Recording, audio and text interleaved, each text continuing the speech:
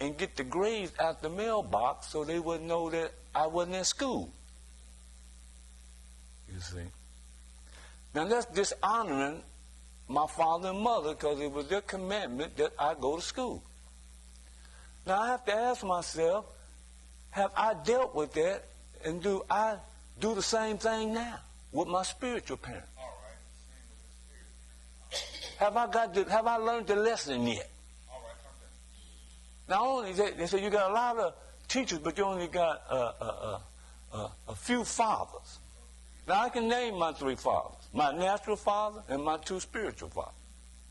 My natural father was James Brown. My first spiritual father was John Repan. My third spiritual father is Bishop Smith. That's the way God had it. You see. Now, do I honor them, not only in their presence, but in what they taught me? See, you can dishonor your parents by not keeping what they taught you and not even know that it's messing up our future. Not only when they had the rod over us, but do we honor what they taught us, even today as adults? It could be causing us problems. And no wonder you can't see, because as soon as I start dishonoring what Bishop might have told me in words, and that's why the ravens say, just hang out here. There's going to be some fresh air in just a minute. Go to 2313 Maple Street. Just sit on the roof line, because there'll be some fresh air. Because this brother still got his fellowship with a disobedient spirit. He doesn't honor what his natural father said. He don't honor what his spiritual father said. And it's going to be some good eating today.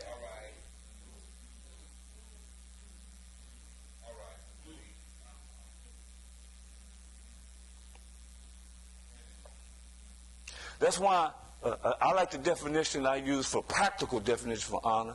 See, a lot of times I used to get very concerned why I don't talk more to my father, Bishop. We used to talk all the time. I said, why I don't talk to him as much as I used to? I used to get concerned about that. Pastor Evans, sometimes I'd be, maybe I'm rebellious or something. Then the Holy Ghost reminded me today why I don't talk to him as much as I used to. See, when I was a child, when I first came in terms of childness, he had to make me obey. So you go do this. You go do that. But then once I crossed over, then honoring is you taking responsibility to discern what God is saying to you through your father and mother. You have to discern it. I got to be able to look at him and tell him I'm disapproved by him. I don't have to go and talk to him all night long and keep him up all night long. I should be able to discern his disapproval. I should be able to, like Paul said, I should know that he's with me in the spirit, like Elijah told, I think it's Gehazi, wasn't I with you when I was with you? So I must keep in my understanding what's been taught to me by my father so that I won't be raven food. Eagles won't be waiting on my eye. So I must discern what God is saying to me through Bishop and honor that, because he's the father right now in my life. But when you come to a point, it's your responsibility to go get what you need from your father. If there's something going on, you go present yourself to your father and you discuss the matter, and then he'll tell you. I remember one time I had this big old book like this big, and I had to take a test in 2 weeks. The biggest test I ever took, because if I failed it, my financial future was going to look real shaky. 2 weeks to study. I was tired. So I called my dad, and we were talking. I wanted to ask him, say, Dad, I got this test to take, and it's going to be a pretty big book. He was talking about this, talking about that. See, God will talk to your parents. Why? Because he's put his word behind it. So he'll give them what they don't have, so his word cannot fail in your life. So they don't have to have a degree in eschatology and bibliology and ecclesiology. All they got to know is that they're parents and God will give them what they need so his word won't fail in our lives. But if you think that there's a generation gap where they don't know what... See, God will impose his presence upon them and give them understanding of what you need because he put his word behind it, that if you honor his word, then he's going to stand behind his word. Amen. He stands and says, and so what God will do is, like a lot of times I talk to young people, say, well, I ain't going to let my mama know this about this boy because they don't know him. They don't know him that well. God knows him. He'll make your mother a little shaky about that girl. She says, something about that girl, Gerald. I said, Mama, you don't know her. You just met her. It's something, don't bring that girl back in my house. You see? Something, Mama, not her. It's something shaky. She didn't know all of it, but God stirred her spirit up. Boy, keep away from that. That girl was trouble to me. And I was trouble to her. Okay? But because I didn't know that, I thought my mama had to know her, know all that. No, God gave her the discernment to stand behind his word to give me an opportunity to honor it, to keep myself out of trouble. So it is with our spiritual parents. You can walk up to your spiritual parents and say, I was thinking about getting married. And they'll be like, did you hear me? Yeah, I heard you. Oh, what'd you say? I don't say anything. So then you got to discern what that means. Don't press them, because you might not be ready for what they're going to say. They might say, you ain't ready for marriage anyway. You'll fall out. But you have to discern that it was something in their spirit. That's why we must discern what God is saying to us through our spiritual parents. And we come to an age that bishop and our leaders, whoever your fathers are, spiritual fathers, they shouldn't have to do a whole lot of talking. We should pick it up from their eyes. Well, Bishop, I'm thinking about going to start a church. He don't say nothing. I should already know what that means. See, you decided, Brother Osborne. I should already know what that means. He didn't say, well, glory. The anointing of God is on you. He was just quiet. I'm supposed to be saying, uh-oh, that's a check. See? That's a check right there. Say, Bishop, I got this nice little series I'm going to preach on Greek. You say, well, have you learned Greek? Say, no. I should already know what that means. You see what I'm saying? I'm supposed to discern that. You follow what I'm trying to say? That's honor. See? You honor what God is. That's why I say, God, honor your parents, because I'm speaking to them to you till you get enough spiritual sense so that you can know in the moment what I want. But until there's such a time as that, we're going to always be going from grace to grace and learning more and more, so we always remember what our parents said, even up to the moment before they check out. Don't be in the hospital room talking about, well, you sit right there and you be listening. You say, Gerald, it's going to be rough for you because you've been a little disobedient boy. Some a man did. I said, boy. See, you got to know what he said. Just see what Jacob said before he left. If those boys would have listened, they could have went to God and got some grace for their case. You see, so that while they were experiencing what their father said, they can be not vexed with it and give up and expire, and do like Esau. Say, well, what the birthright gonna do me any good if I'm dead? You see. So that's why God is coming to us saying, listen, if you think you know anything, you know it as you ought to know it. Are you honoring your spiritual fathers and your mothers?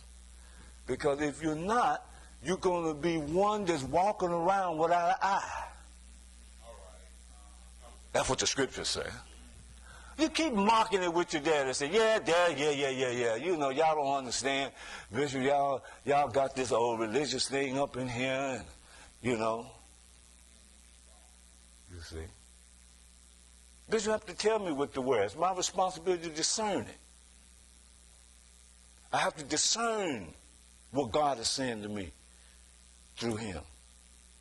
From his body language. From his intonation, his tones. It can change his tone to let me know. Because God will fall upon him and his tone will change. I said, Bishop, I was thinking about going and get me a brand new car. His tone will change. Will you? I have to know what that means. You see? See, young people, you have to listen to your parents, even the tone in their voice, their body language, their hand language. That's a body language. God is trying to talk to you through your parents. But if you don't honor your parents, you just think they just somebody to hinder you. It's a generation gap. You just walk up on them. Well, Mama, I'm thinking about doing so and so and so. And you miss everything Mama said. She didn't open her mouth. She said it with her eyes. You see. She said, you crazy, boy.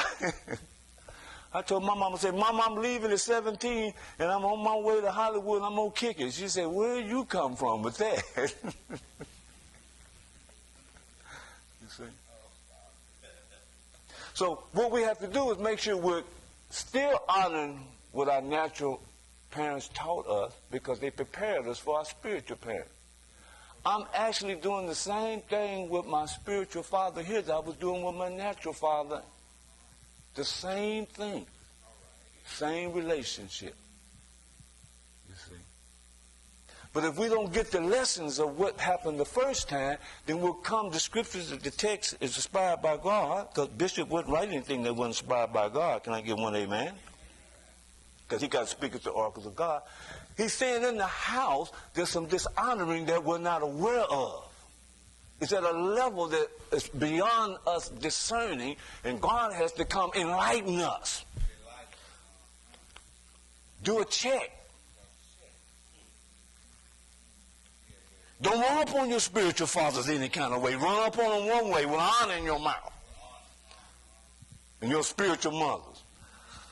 Don't run up here anyway like you together. I got a big library I've been studying, and you know, now you better come up with some honor. Come with some humility. Like I was telling Hager, I said, when people look at God, he's going to be so humble, so meek, so gentle. The devil made a mistake, thought that that was a weakness. So I can take him. God cast him out. He didn't do it with a whole bunch of anger and hollering and screaming and threatening. Just lifted his finger. He was gone. That's all he had to do. Because God is so pure, so holy.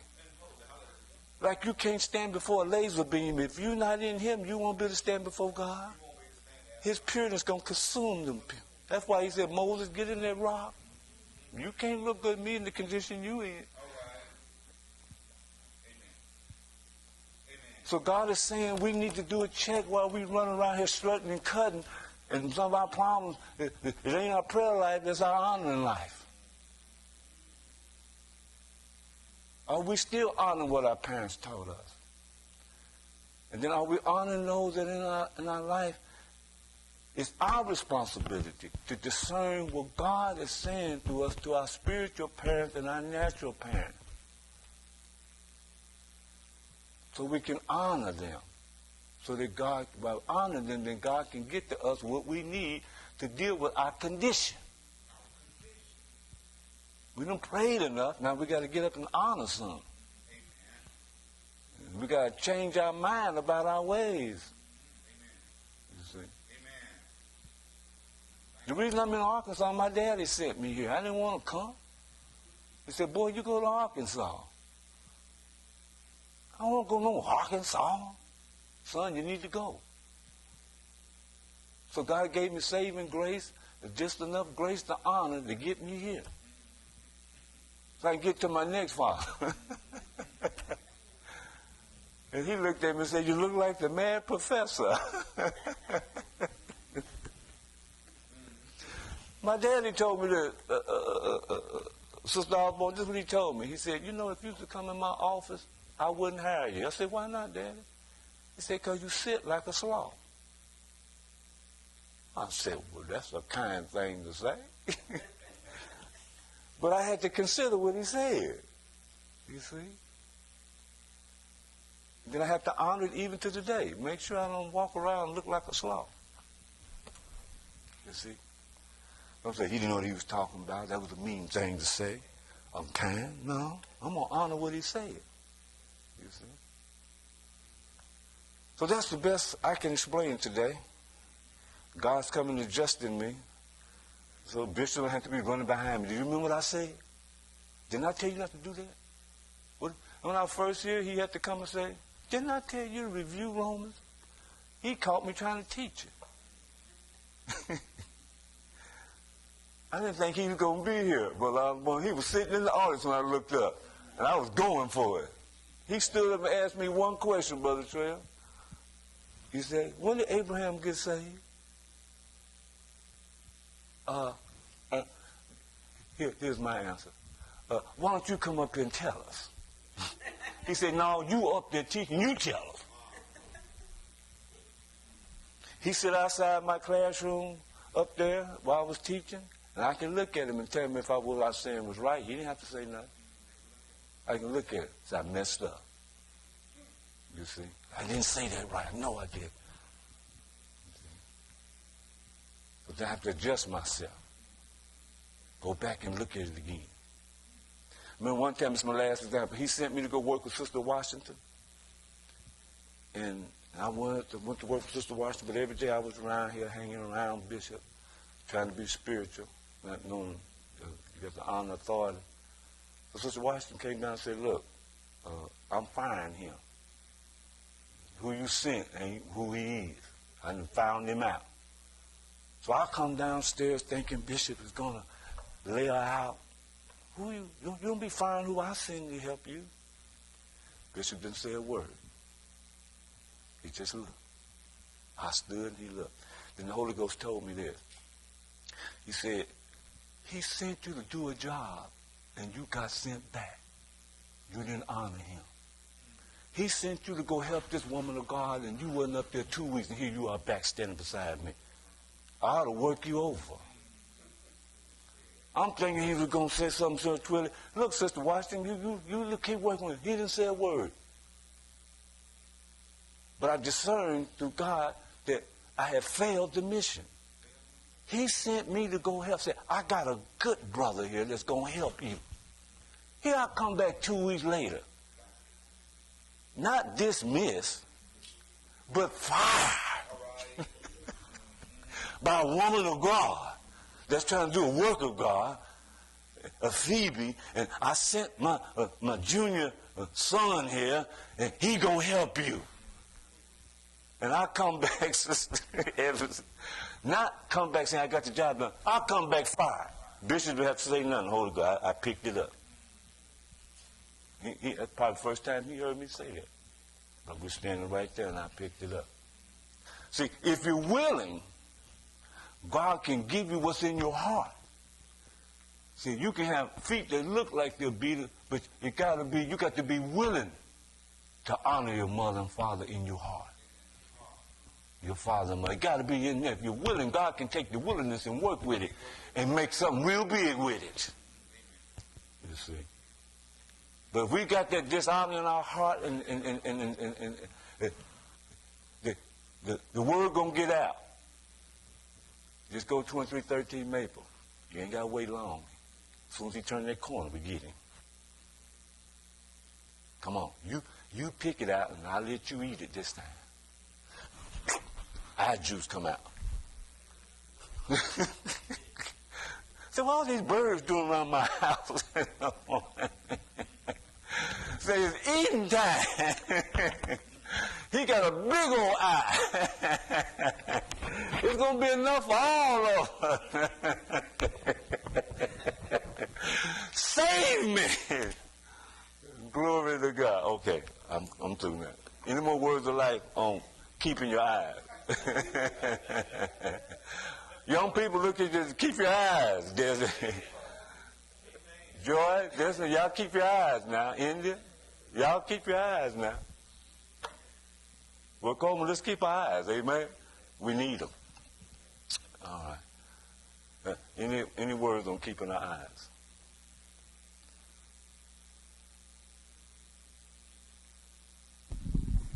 I remember when I lived across the street there, and my mom lived with me. Uh-huh. And then I had a friend girl to come over to the house.